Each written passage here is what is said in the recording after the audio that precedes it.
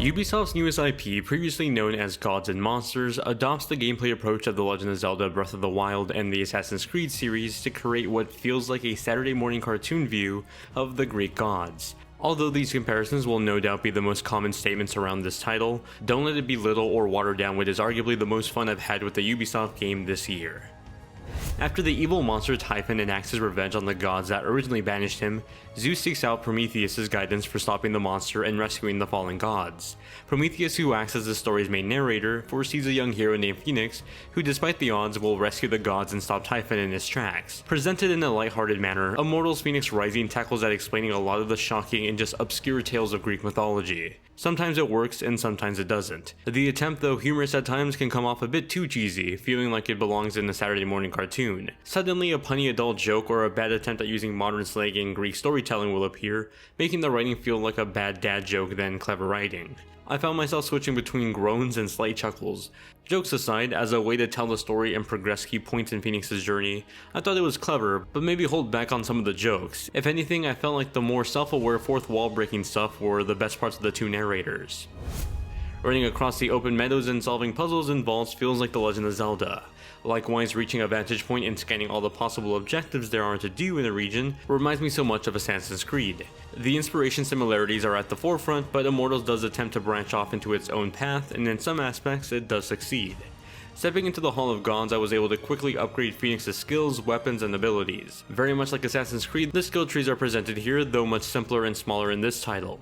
That translated to a more fleshed out combat system than something like Zelda, though in terms of abilities and skills not on par with the previous Ubisoft games. You'll have a handful of god abilities that can land some damage on enemies and mini-bosses, those of which mostly consisted of color variations of one another when it comes to variety. Swinging light attacks chips away at enemies' health, while heavier attacks stagger shield gauges. Like I said, in comparison to other Ubisoft games, it doesn't feel as fleshed out, but definitely more fleshed out than some of the games this is being compared to. Now, this Hall of Gods vantage point also acts as a center for your adventures, a place where you can select your side quests but also quickly get a look at the world around you. What a world it is. Each region belongs to one of the fallen gods, mimicking their look and style. Zooming into the distance, I was able to scope out side missions, main story objectives, and enemies lurking off in the distance. It felt very much in line with something like Far Cry, but the complete opposite of what made exploration in Breath of the Wild so exciting. Or in Zelda, seeing a mysterious cave or trench inviting me to go explore it for possible secrets or lore. In Immortals, I can quickly scan that area and figure out what it is. In those moments, exploration felt held back, or if anything, a bit too guided. I think that's the overall theme here, a fun but very guided adventure. The story structure was presented with story points on a map where you can quickly beeline over or take on vaults or enemies around you. Vaults are Immortals' take on Breath of the Wild's puzzles that usually consisted of activating switches, lighting torches, or putting weights on scales. Though occasionally challenging, the elements in these puzzles felt simple, not leaving much room for interpretation or multiple solutions. Luckily, Immortals does do some things right, like letting you climb and interact with just about anything, though much like the recent Assassin's Creed games, you'll be limited to your level, or rather in this case, your stamina and equipment.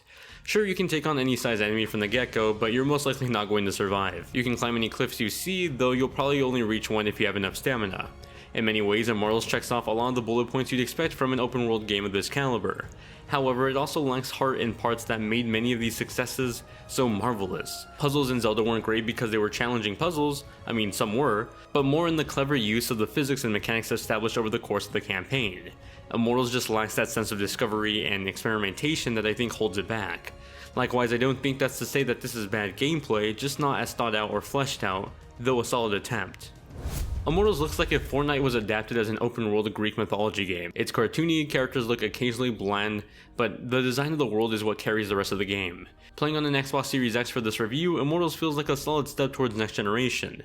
While I don't think it takes full advantage of the hardware just yet, it does feel like Immortals is more of the middle ground between a current-gen game and next-gen.